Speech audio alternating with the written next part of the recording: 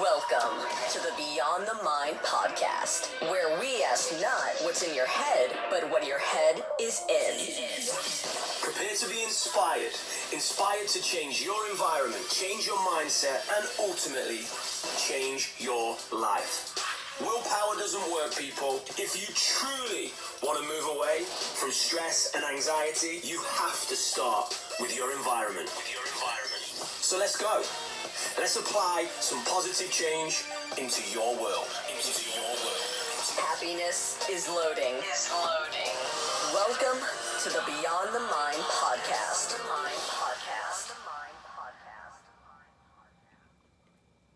Hello. Iain Highfield here. I'm your host. That's right, the guy who went from being fired from his pharmaceutical job, living above a pizza shop rent-free, completely lacking direction, to becoming a performance coach to some of the world's best athletes. On this incredible journey, I learned many things, but the most powerful is that willpower does not work. Yes, that's right. The single most important thing that I learned over the last decade, helping myself and helping some of the world's best athletes perform to a higher level, is that willpower does not work. If you want to make positive change in your life, you have to go beyond the mind and you have to begin to make changes to your environment. So, today we are going to tackle the topic of goal setting, perhaps one of the single most important topics if you want to push forward and change your life. But we're not just going to talk about it, we're going to apply changes to your environment. We're going to give you practical tasks that you can action that will help you spread positive change in your life and, if you want, in the life of others. So, I've got to admit, around a decade ago when I started coaching the topic of goal setting to clients, then more local, regional clients, I was working a lot for free, I would engage in a process known as SMART goals. So, what are SMART goals? Well, SMART goals are based on academic research, and they talk about when you set goals being specific, being measurable, making them achievable, making them realistic, and making them timeable. And I would follow this model because it was really what I was told to do on my academic journey and through a lot of the reading I was doing. And I just found the topic so mundane and so boring.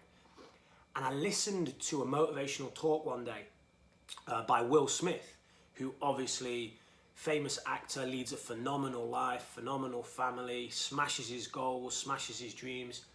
And he started talking about why be realistic when you set goals? What is the point in being realistic? Was it realistic for the Wright brothers to bend metal and launch a plane into the sky? And I was thinking about this and I was like, no, that wasn't realistic. And then I realized I was perplexed by SMART goals and the way that I was coaching goal setting, because it was restricting people, it was putting limits on people. I then started to read more, listen to people who were successful motivational coaches, etc. And they started to talk about putting time frames on goals and how when you're on a quest for excellence, it's an infinite game, not a finite game. So in the end, I was compelled, I had to get the textbooks, I had to throw them out the window, and I decided I got to start teaching goal setting in a different way, a more innovative, a more expressive, a more passionate way. And I did that. I boiled it down to 3 simple steps. So for everyone listening at home, grab a pen and paper, make a mental note, tap this into your phone, because remember, this is about changing your environment. So there is a chance on this podcast I might say something that you will find useful. If that's the case, you should probably notate it somewhere. So, the 3-step process to goal setting. You set a what, a how, and a why. Very, very simple. I'll go through that again. Step 1, what do you want? Step 2, how are you going to get it? And step 3, why do you want it? This works extremely well for multiple reasons, but the one I'm going to go into in depth now is what this gives you. So when you set a what goal, writing down what you want, I want X, whatever it might be. I want a Ferrari. Okay, that's the outcome. How are you going to get that? That provides the processes. That provides the steps that you need to take to get to that outcome. And why? Why do you want that? What is that going to do for you? So for many people I've coached, it's been, I want a college scholarship, or I want to play on the PGA Tour, or I want to win the National Squash Championships, or I want to become a professional runner, a professional tennis player. They are all outcomes. And the interesting thing about what you want, the interesting thing about the outcome is that you cannot control that. You cannot control getting picked for the Olympic team. You cannot control getting a PGA Tour card to play golf. You cannot control getting a scholarship. You can influence these things, but you cannot control. And that's the problem with a lot of people today in society, or a lot of people that set goals. They only focus on what they want. Ultimately, what we want is the least important part. That needs to be pushed aside, and we have to focus on how we're going to get it, because that gives you the process. That is controllable.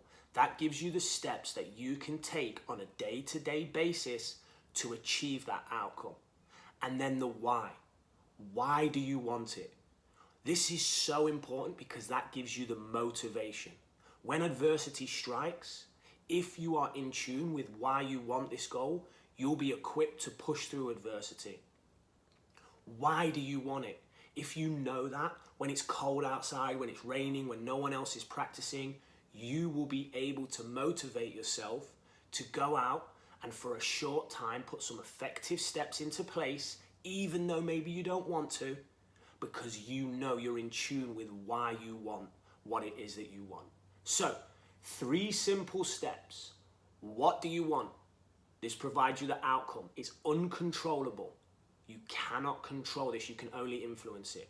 So therefore, when we set a goal, when we declare what we want, we have to ultimately push that aside at some point and every day focus on how we're going to get it, because that gives us the process, that gives us our daily habits that will take us there, and why we want it. And if we can tap into why we want something, that will motivate us to take strides and push through adversity and achieve that goal. If you want to be successful, if you want to achieve your outcomes, you need to set how goals, because how goals will help you assume control, and why goals will give you the motivation. Now, I sit here in my small flat in Atlanta. Not many of you know me. So what I want to do in this podcast, I want to connect this to someone who's been through this on an even bigger scale than me. Their story is so inspirational. It's just phenomenal to watch. It gives you a boost for your day. It's only 7 minutes on YouTube. I recommend that everyone watches. This story changed my life. This person's attitude changed my life. What he went through on his quest to excellence is just unbelievable. So I'm going to talk briefly about him, but I will link his video into the podcast and into my video. And this gentleman's name is Inky Johnson.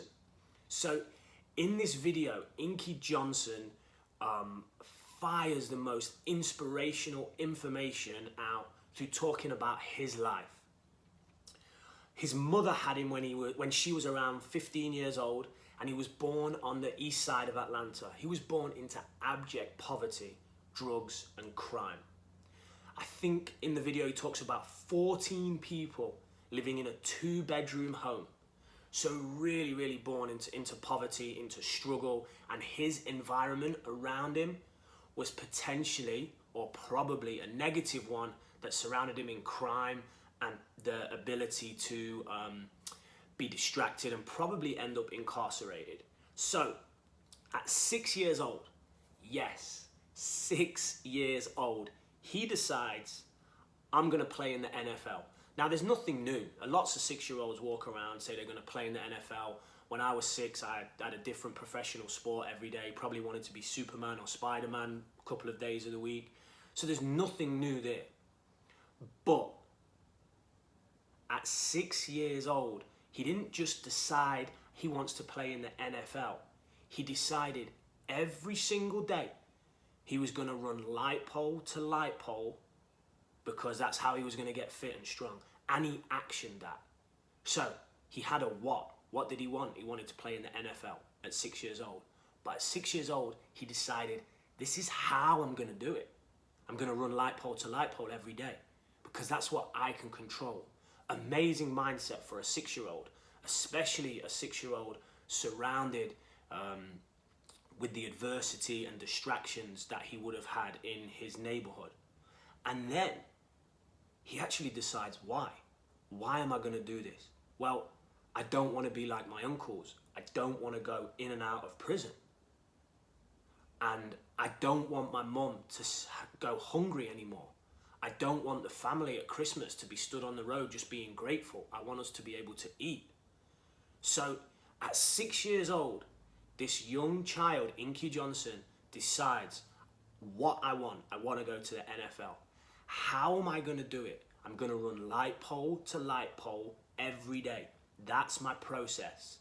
And then why he wants it. I want this because I want to break the cycle. I want to break the poverty cycle, and I want to break the cycle of my uncles being incarcerated. So now, at 6 years old, we have someone who, unknowingly to them, has an effective goal-setting process. Well, what happened? He got signed up for organised sports. A coach saw him running light pole to light pole, signs him up, starts to play football. What does he do? He puts another process into place. His mum worked at Wendy's. His mum couldn't pick him up till 10:30 p.m. at night. So when football finished, what did Inky do? He carried on training, and then when his mum got there, what did his mum do? Put the car lights on and let him run more and more and more. And this was all Inky's choice. And he says in the video, he chose to do this because he could see his mum's eyes through the car lights. He could see and connect with her, his why, one of his whys. So again, this story just evolves and evolves. Super inspirational, but also very connected to my understanding of an efficient process of setting goals. So, what happens? Signs for Tennessee. Goes to college at Tennessee. And again, you've got to watch the video. I just can't do it justice. Goes to Tennessee. I think he's in his junior year. And he says Larry Slade, his defensive back coach, walks in as he's watching film and tells him, Inky, I've got some good news. You're a top 30 projected draft pick, son. All you have to do is play the next 10 football games and you're an automatic millionaire. So that was it. Inky Johnson, what he wanted, how he was going to get it, why he wanted it, boom, all laid out. Unfortunately, with just 8 games to go, adversity struck. Inky made a tackle, and in that tackle, suffered serious damage. He nearly died. They explained this in the video. He nearly died, lost use of his right arm, completely lost use of his right arm, and was told he could never, ever, ever play football again. What he wanted, the what goal, the one thing that's uncontrollable, remember, completely uncontrollable, you can only influence it, you can't control it, was taken away from him. Now, the superhuman person that Inky Johnson was, he kept hold of his hows, he kept hold of his whys, and he decided to change his what. So, if we think about it, I want to go to the NFL, I'm 6 years old. I put all these processes into place. I have a why. I have my motivation. I'm focused on the process. I'm focused on my motivations. I'm just about to achieve what it is I want after 12 years of effort, of absolute effort, of never cheating. And boom, it's all taken away. But what did he do? He kept his process focus. He kept his why. He knew he wanted to break the cycle still. Just because he lost use of his right arm, just because he couldn't go to the NFL, he knew he wanted to break the cycle. And he did this. He did this. He did this by becoming one of the world's top motivational speakers.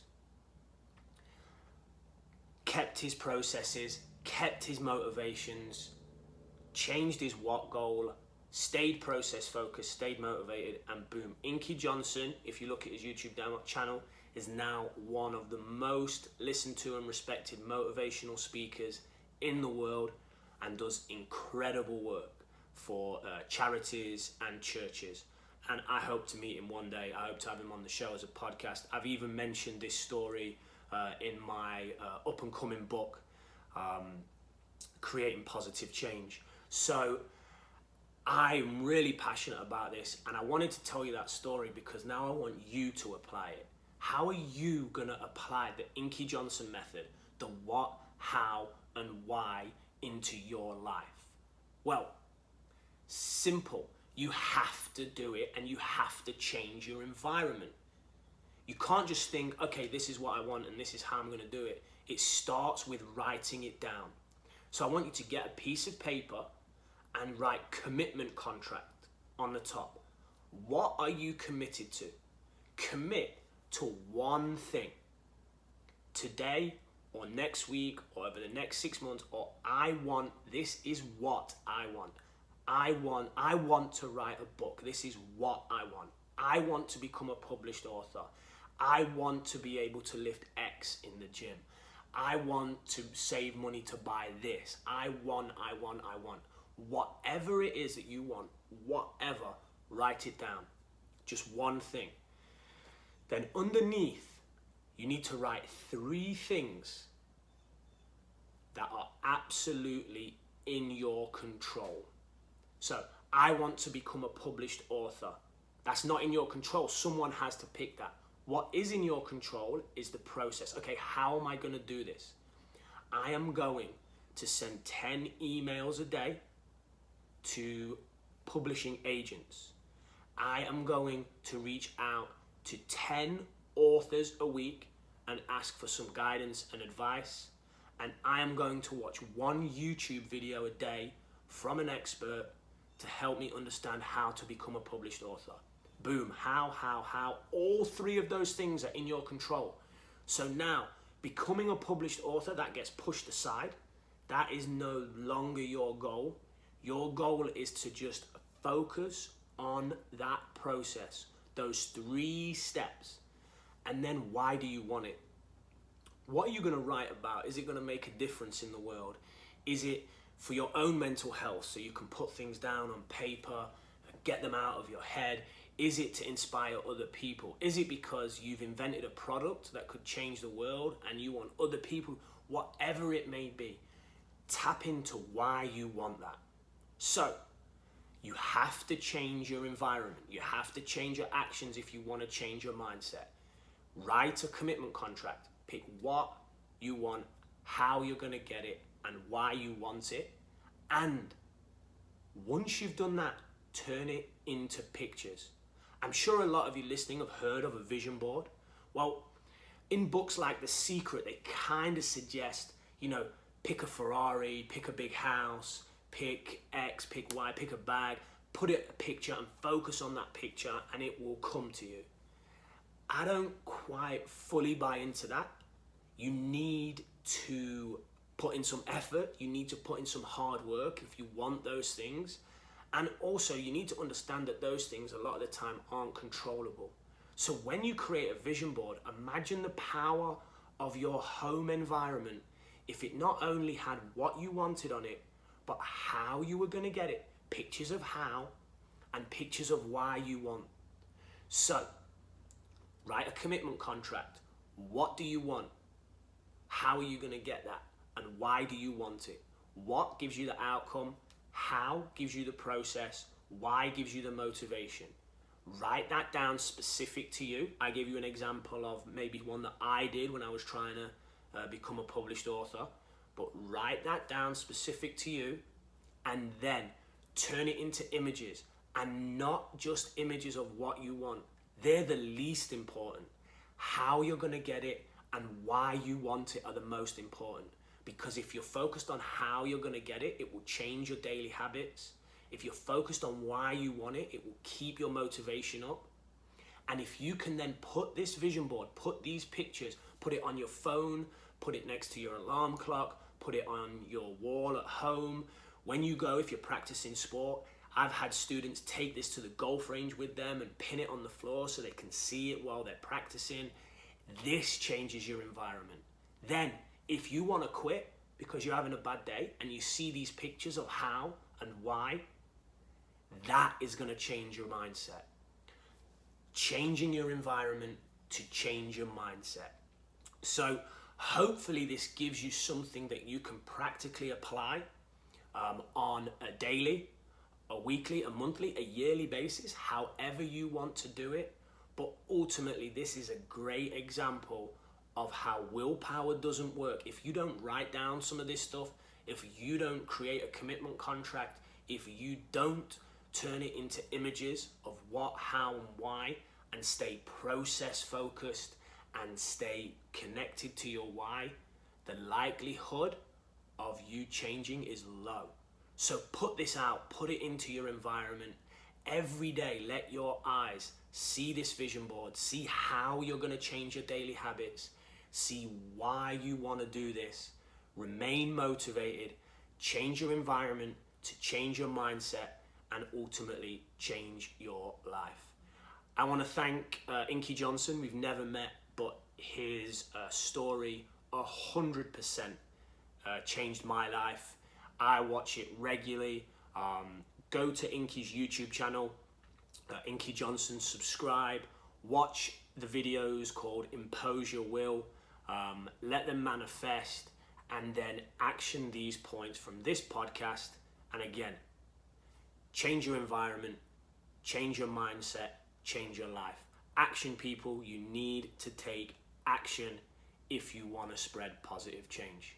Have an amazing day, and I will speak to you again soon.